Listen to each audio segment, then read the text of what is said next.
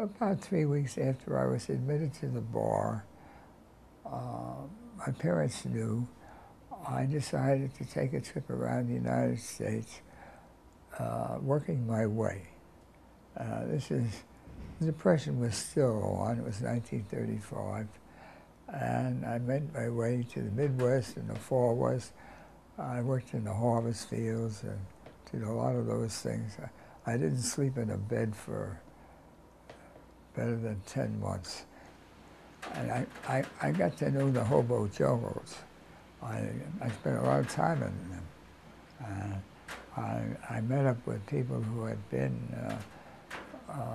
during World War I, IWW, and got friendly with them.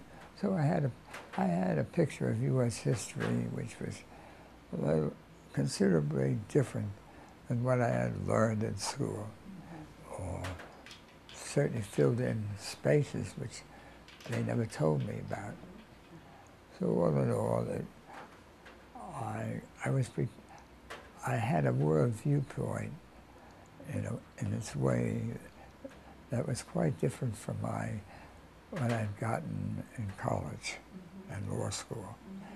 And the fact that I was a lawyer, nobody ever dreamed that, walking around the house that I had passed the bar. Nobody would ever suspected that. I was just another hobo. I had no privileges, none had any consideration.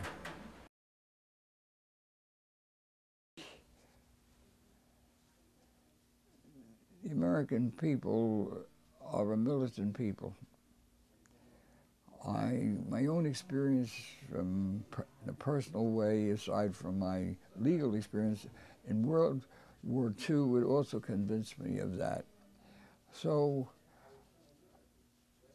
there's such a thing as positive progress, which many people identify all progress as positive.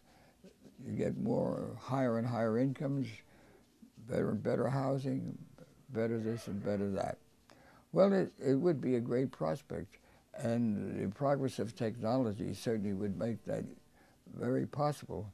But there is a certain social structure which is very contradictory to that.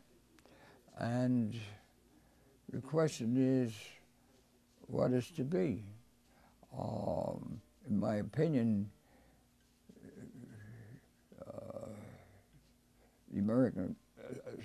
the social structures exist for the benefit of the people.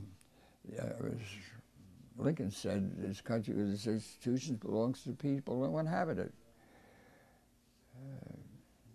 The mass of people are the general welfare of this country. That's what the Constitution itself proclaimed too. Progress at times under these circumstances it consists in people realizing that the social institutions they have are not serving their purpose. What are they to do under those circumstances? Are they, like Mark Twain, say, to be loyal to rags? You're loyal to clothes when you buy them and they're nice and new, but after a while, if you keep on wearing them, are you going to hold on to them or throw them away? To whom does the country belong? So under those circumstances, well, Mark Twain said it would be, such a loyalty would be unworthy of a citizen of Connecticut. Well, I'm not limited by his literary formulation. I say it'd be unworthy of the basic traditions of the American people, their basic interests, and what they basically will do.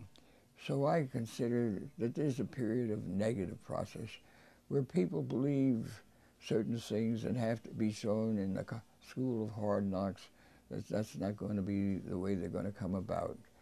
And they have to come about by their taking part in opposing it militantly. And what do they say? One with the truth is a majority. And the American people have the truth and justice on their side. So it'll be a while, but I'm very hopeful of the future. I don't think, in the last analysis, that the welfare of the people is going to go into the trash heap of history. On the contrary, the people will prevail in the end. So that's a process which I can see the light at the end of the tunnel, even if I'll never arrive at that end myself.